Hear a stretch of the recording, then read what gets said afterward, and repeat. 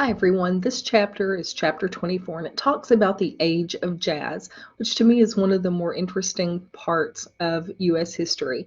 Maybe it's because, we've seen movies where we have seen flappers and, a lot of you guys may have even dressed as a flapper for Halloween. Anyway, there's something about that culture and I love the music from the era. So looking forward to sharing these notes with you. And we'll start with this illustration that is actually illustrations for F. Scott Fitzgerald's Tales of the Jazz Age, which were drawn by John Held Jr., and it just showed how carefree this time really was. We'll talk a little more about F. Scott Fitzgerald a little later in the chapter. Again, here's your chronology. We ended chapter 23 with the election of Warren G. Harding, so naturally we pick up with it here. Harding is president during this time until Hoover is elected president in 1928. Okay, let's get started. Movies were a big deal at this time. With economic prosperity, people had money to blow, and they did that a number of different ways. One of those was going to the movies. Going to the movies was so common that most people went at least once a week. 25 cents could get you a double feature plus a live show. Now, today, double feature, let's see, if you go at a matinee, and if it's not a 3D movie, you could probably get out for maybe $10. So a double feature would then be 20. And gee, we can't even add the cost of a live show. That's not even a thing today. So anyway, it was a great deal. And these people, like I said, went to the movie at least once a week. In 1927, movies changed because they became audible. They had the first talkie. The Jazz Singer was that first talking movie, and it starred Al Jolson. And I think it's interesting to note here that, because our college is located in Malvern, a lot of these little factoids that I throw your way are Malvern related. But Malvern used to have an outdoor movie theater, not a drive-in movie theater, because people would actually walk up and go in and sit down, like on the lawn or something like that. It was downtown on Main Street, and there was a piano up front. So for the silent movies that used to play in the 20s, people would go sit, and there was a pianist on site who would play with the movie so that people would read the subtitles or the little cues that went throughout the movie to let you know the action of the movie, since they weren't yet talking movies. I thought that was really cool. Anyway, early film production was based in New York. The reason it moved to California was to get away from the high equipment costs that were in New York. So the first movie shot in Hollywood was shot in 1910, and it was called In Old California. After that, Hollywood became a moving picture headquarters. And the image here is Charlie Chaplin, who was a famous silent movie actor. And this is a scene from The Kid, which starred Jackie Coogan in the title role of The Kid. Also important to this new culture was the new transportation that was available. Now, there had been automobiles around for a while, but they were expensive. So the ability to mass produce automobiles made them cheaper and more affordable for the general public. Auto inventors, the Duryea brothers in Massachusetts, the Daimler and Benz in Germany were the auto inventors.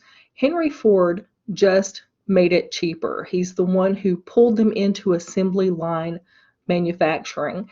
And because of that, a typical car dropped from $850 in 1908 to $300 in 1924. That meant you could buy a decent used vehicle for $5 back in the day. That meant that students could drive. College students were driving more. It wasn't just for the rich. Everyone could drive at that price. By 1929, there were 23 million automobiles in the United States. And this image is a picture of an advertisement for Ford's Model T from the New Orleans Times-Picayune in 1911. And notice that at this point, the prices were still high. They weren't as high as $850, but they were still up there. And this is an image from a 1928 Literary Digest interview with Henry Ford. It shows workers on his assembly line as they produce new models of Ford automobiles. So Ford's assembly line was important. It drove prices down, like I said, from $850 for a car to $300. That gave people freedom to travel. It gave them the opportunity to socialize and to broaden their culture. It also, for the workers there, created a standard 8-hour workday and higher wages. Ford did that to negotiate with the employees, whom he told them that they could not unionize. So in exchange for them not being allowed to create a union, he gave them better work hours and higher wages. Additionally, something else that Ford did that not everyone was doing at the time, he paid all workers the same regardless of race. The cons of this was that assembly line work was monotonous, it was very repetitive, and because of that, people got really tired of it. So there was a lot of turnover there. And as I've already mentioned, he wouldn't allow workers to unionize. And that high turnover rate meant that he was always, training someone new to take the job. Travel by air was also important at this time. Now, people had been flying for a while, but the important thing in this era was that Charles Lindbergh, who's in the picture labeled A here, flew the first solo flight across the Atlantic Ocean. He flew from New York to Paris in 33 hours. And just to show you that flying wasn't just for white males at the time, we have Bessie Coleman, who was an African-American woman stunt pilot who had been flying at this time for about 20 years. So from the early 1900s into the 1920s, she was a popular stunt pilot. There were more cultural changes too. Electricity was widespread. That meant there were household appliances like washers and vacuum cleaners and refrigerators. Every home just about had a radio or a phonograph. So a phonograph would be a record player, if you know what that is. So people my age grew up with record players, but I know that not everyone has seen one of those. So anyway, a phonograph is a record player. It also, because electricity was widespread and there were more household appliances, stores needed to get those goods into the hands of consumers. And they did that by creating store credit and installment plans. GE was one of the first to do that. And they're still in business today, so it worked out well for them. Also, advertising begins to grow as a career. And, with products, they try to find ways to sell them, and print advertising and radio advertising becomes very lucrative in terms of careers. That stimulates a growth in publishing, which also stimulates a growth in literacy. Two of the popular magazines of the time were Ladies' Home Journal and the Saturday Evening Post, because they connected the middle-class consumer with advertisers. And this advertisement for Palmolive soap was for Ladies' Home Journal in 1922. Let's go back to media now. In the 1920s, the radio was important. It brought sports into every home. Everyone had a radio. Broadcast news developed at this time. Serial stories developed. Serial in the way of continuing sagas, sort of like we would think of soap operas today, or stories that would build upon each other, not necessarily a sitcom kind of thing. It was also important for political speeches. And the radio was great because it didn't require literacy.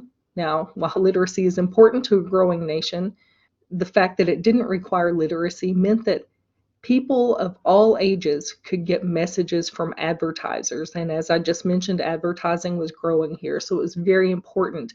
They could target audiences of all ages through radio. It also smoothed differences across the country in dialect. We all have different accents and different language idiosyncrasies based on our location, regional dialects. And radio gave us a chance to smooth that out. And by doing that, it kind of gave us this united speech without a regional dialect.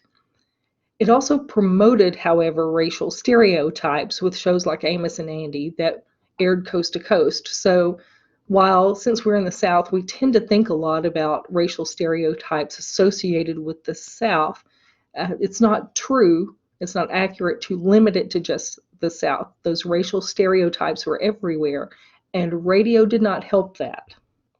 This is a picture of Babe Ruth, picture A. He led the New York Yankees to 4 World Series championships. And in this 1921 picture, he's actually standing outside the New York Yankees dugout.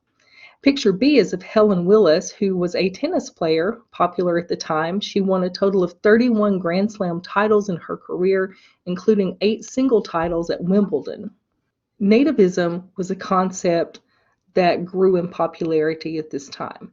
Nativism favors white Americans with long family ties to the United States over recent immigrants. It's a type of nationalism. Fear and anxiety was rampant over the increased amount of immigrants that were arriving in our country. So that kind of fed this concept of nativism. The Emergency Immigration Act of 1921 actually limited the number of European immigrants that could come into the United States for the first time in history.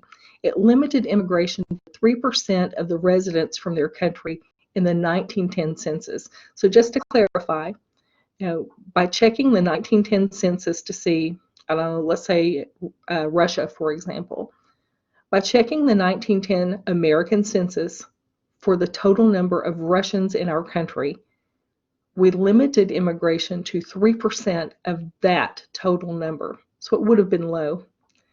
Then in 1924, the National Origins Act dropped that even more. It dropped that quota to 2% of the 1890 census. So they went back to a time before immigration had become popular to the United States, 1890, and then dropped that quota by 2%.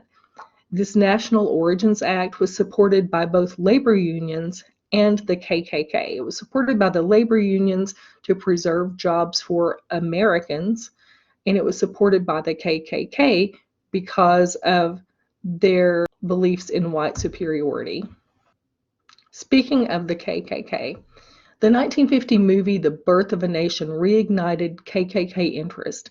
It's this racist movie that centers around a white viewpoint of post-Civil War Reconstruction. The Klan began an active recruitment in the 1920s, and membership grew tremendously. This time period is actually known as the Second Ku Klux Klan. The first, obviously, would have been during Civil War Reconstruction. Membership during the Second Ku Klux Klan grew to 6 million members. The KKK was against Catholics, Jews, African Americans, and immigration, period. Also at this time, an organization called Women of the KKK began. And the women of this group were for prohibition, for getting rid of alcohol, and they gave out Bibles to school children. So mostly they publicly abstained from violence. But they did rely on violence, intimidation, and terror to still perpetuate their beliefs. Thankfully, the movement began to dwindle because of some anti-masking legislation and public scandals, violence, and murder. Masking was very important to the KKK, so this anti-masking legislation that forbid it helped end that movement quickly. Not quick enough. And this is a 1921 picture from the Denver News where 3 Klan members, 2 women and 1 man, stand in front of a burning cross. So women were also allowed to participate in these rituals like the burning cross. The Klan locally, I think this is really interesting to keep into perspective. We read all of these things about the Klan. It's important to know that historically, we had a Klan in Malvern. The Klan chapter was developed in Malvern on January 31st, 1922. This is actually a picture of the charter that I got to see in a flea market in Hot Springs. So anyway, this charter was signed 1922, January 31st. The leader of the local Klan chapter was S.E. Henry. Now there is an S.E. Henry that is listed as a former county judge. I have not yet coordinated to see if those timelines line up to see if he was county judge at the time that he helped charter this Klan chapter. So Malvern's Klan chapter was chartered officially January 31st, 1922. On February 2nd, 1922, just a couple of days later, an African American named John Harris was actually lynched in Malvern by 200 mask-wearing men for allegedly harassing white women and girls with lewd comments. So I think it's important to keep that into perspective. We talk about the Klan. It's important to know that these things were happening locally as well as nationwide. Something else that was going on at the time, we still hear about it today, is this argument, creation versus evolution. And it began in the 1920s with something called the Butler Act. And the Butler Act leads us to this imagery of a city mouse versus the country mouse. You guys know that story. So as cities became the center of opportunity, rural people began to see them as sinful. All those loose women were in the city, and people weren't family oriented in the city, that sort of thing. Urbanites, however, saw these country folk as hayseeds and lagging behind. So we have this city mouse versus country mouse, which ends up being creation versus evolution. So the Butler Act made it illegal in Tennessee to teach evolution in public schools. Only the concept of divine creation was allowed. So the American Civil Liberties Union, or ACLU, wanted to challenge that case. Dayton, Tennessee, who had lost about a third of its population, said, yeah, bring it. Let's do the trial here. They knew that it would garner attention for their community, so they wanted to promote their town. There was a guy named John Scopes who had been a substitute teacher, and he said that he might have taught evolution when he filled in as a biology substitute teacher. So he was the one that the ACLU was going to represent.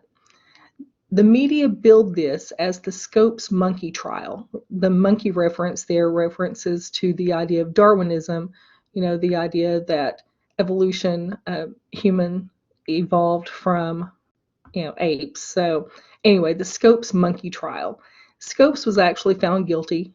Because he admitted that he'd taught evolution, he was fined $100. So this perpetuated the whole city versus country divide at this time. Evolutionists thought that the prosecutor was foolish. Creationists felt like their religion was under attack. So nothing was really solved here. It just really perpetuated that whole ideology of the city mouse and the country mouse, that the cities were sinful and the country people were backward. The 20s also brought about this new morality. And this image of the flapper on the cover of the Saturday Evening Post. So young people were more permissive and liberal than their parents. Flappers were female party girls, like in the image that we saw on the previous slide. They wore short skirts, they had short hair, they wore makeup, they drank and smoked with the boys, and so flappers were really party girls. Now, the party guys were known as sheiks. That term has lost its usage. We don't say that very much now. If you hear people talk about the 20s, you usually hear flappers, but you don't usually hear sheik. College-age students were holding necking or petting parties based on the idea of Freud and Ellis's idea that sex is pleasurable for humans. So we have this kind of sexual revolution taking hold. Margaret Sanger, who founded Planned Parenthood, began introducing a campaign about birth control that gave women more opportunity then to control their futures. Also, private spaces offered by cars. I think this is funny, really. Private spaces offered by cars and birth control equals more sex by unmarried people at this time. So we have young people experimenting a little bit more than in the past because they have, one, privacy, and two, they have birth control. So the party music of the era was jazz music. It was this combination of blues and ragtime that started in African American clubs in New Orleans, Chicago, and New York, and then it just spread like wildfire nationwide. The Cotton Club in New York became huge. It was actually owned by gangster Oni Madden, who later moved to Springs and owned the Southern Club, which is the picture is up. So I want to switch over now to share my screen to show you some of the music from that era.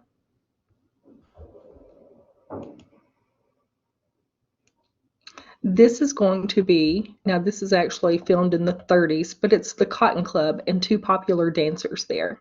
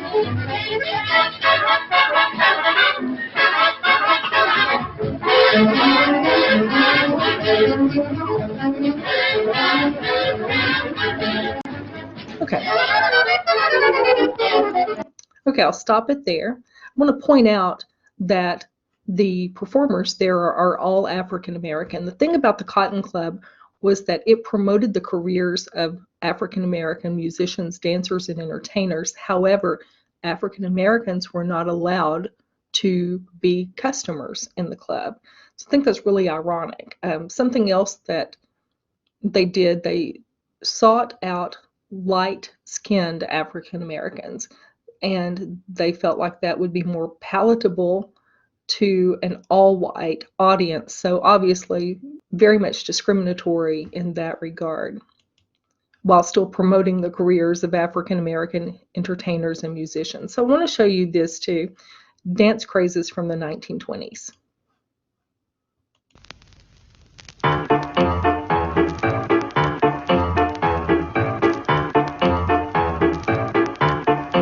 The Charleston was a big one.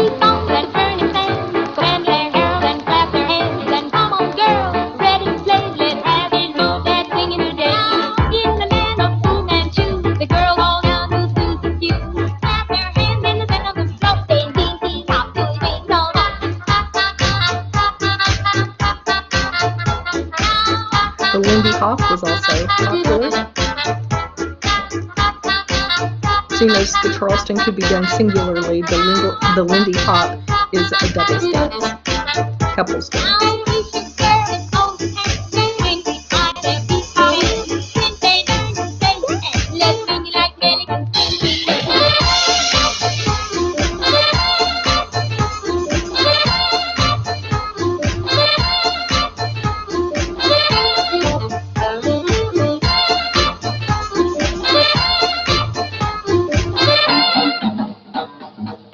The jump and jive, also a singles dance.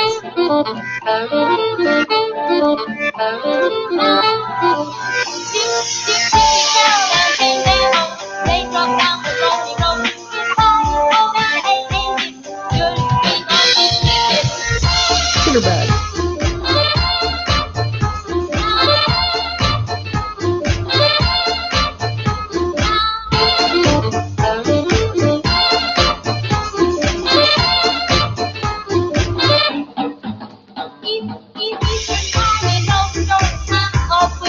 Balboa.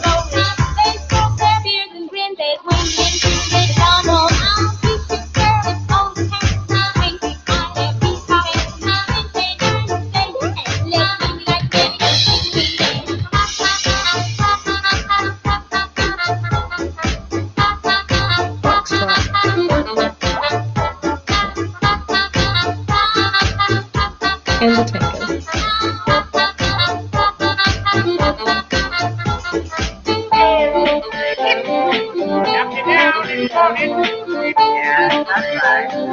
And tap dance was very popular.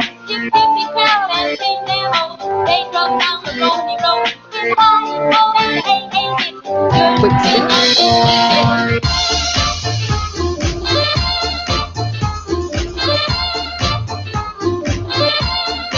The cakewalk.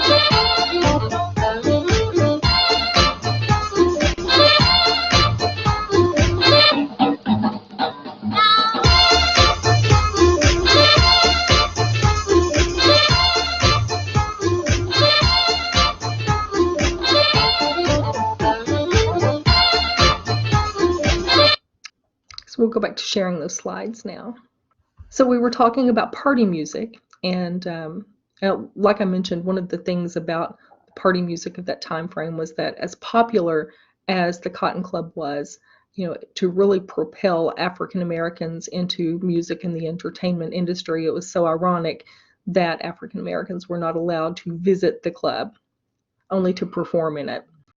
All right, so now we're moving on to talk about the women.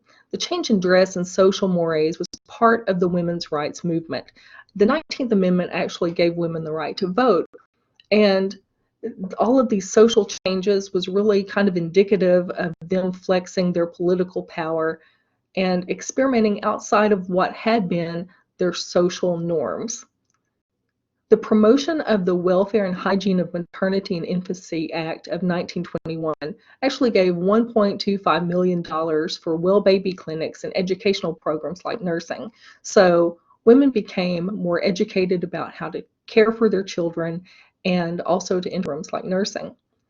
Alice Paul at this time drafted an Equal Rights Amendment in 1923, but it was just as the progressive movement was coming to a close and finally losing its steam.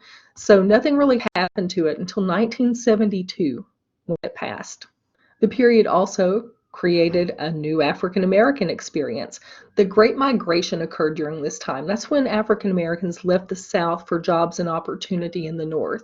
Now, that included jobs at the Ford factories. That does not mean that African Americans escaped segregation or discrimination from the South when they moved north. It still existed there. As a matter of fact, there it was kind of like de facto segregation, which means separated by fact or practice rather than by law.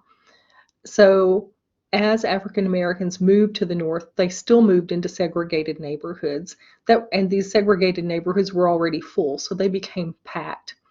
And Harlem at that point really became a draw.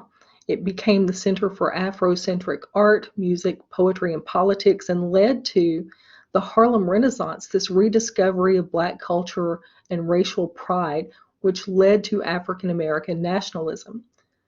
W.E.B. Du Bois rejected white nationalism and encouraged African Americans to work together to elevate Black literature and cultural expansion. He also embraced Africa as the true homeland for African Americans, which is called Pan-Africanism. Marcus Garvey was also important during this time. He promoted the Back to Africa movement, actually wanted African Americans to move back to Africa, which is ironic because many of these people had never been to Africa. So he's talking about going to a cultural homeland. He founded the Black Star Steamship Line and the United Negro Improvement Association. He also, in that United Negro Improvement Association, identified light skin as a sign of inferiority. So Garvey is promoting dark skin African nationalism. He was eventually arrested for mail fraud and deported, but his legacy remained for people like Malcolm X and the entire Black Power movement that would come along 40 years later in the 1960s. And this is a picture of Jamaican-born poet and novelist Claude McKay, who articulated the new sense of self and urban community of African Americans during the Harlem Renaissance. Prohibition came about in this time period. So the 18th Amendment, which was passed in 1919, actually banned making, selling, or transporting liquor, but it was bootlegged, which means smuggled. This whole prohibition thing was hard to enforce. It led to the creation of speakeasies, which are these clubs that secretly sold liquor. And organized crime boomed at this time because they were bootlegging.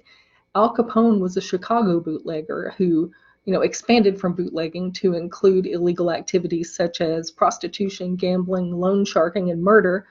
And he earned more than $100 million a year in his organized crime scheme. So picture A shows that liquor was confiscated when it could be and discarded when they could find it. The key words there are when it could be and when they could find it. Consumers found lots of different ways to smuggle and hide liquor during Prohibition. So in this picture, picture B below, she's got a cane with her, and that cane actually served as a flask. So, it was hollowed and liquor was in the cane. Genius.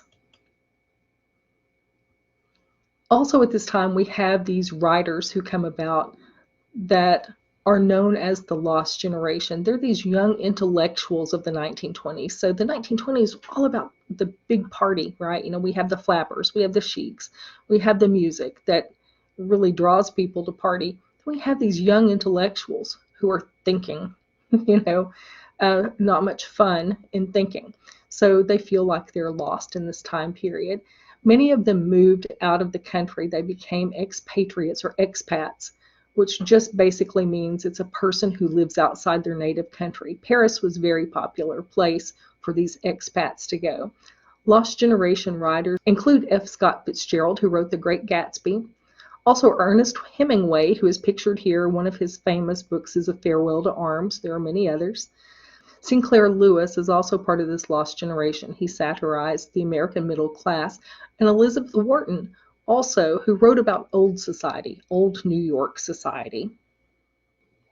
That wraps up our slides for Chapter 24, the Jazz Age. So now you have everything you need to know about the Roaring Twenties.